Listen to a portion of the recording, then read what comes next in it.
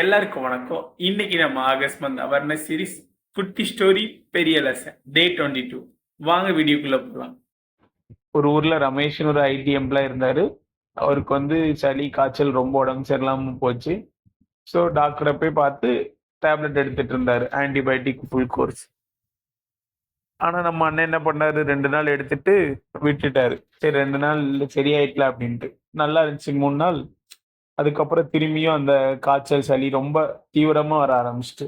அப்புறம் டாக்டர் போய் காமிக்கும்போது டாக்டர் கேட்டாங்க, என்னாச்சு அப்படின்னு. நீங்க ஃபுல்லா எடுத்தீங்களா? இல்ல இல்ல டாக்டர் 2 நாள்ல சரியாயிட்டுன்னு விட்டுட்டேன் அப்படின்னு.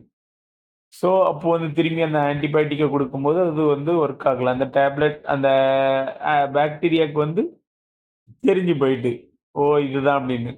ஸோ டாக்டர் எந்த ஆன்டிபயோட்டிக் கொடுத்தாலும் ப்ராப்பர் கோர்ஸை வந்து எடுங்க. அப்போதான் வந்து அந்த பாக்டீரியா வந்து முழுசா கில் பண்றதுக்கு வந்து உதவிகரமா இருக்கும்.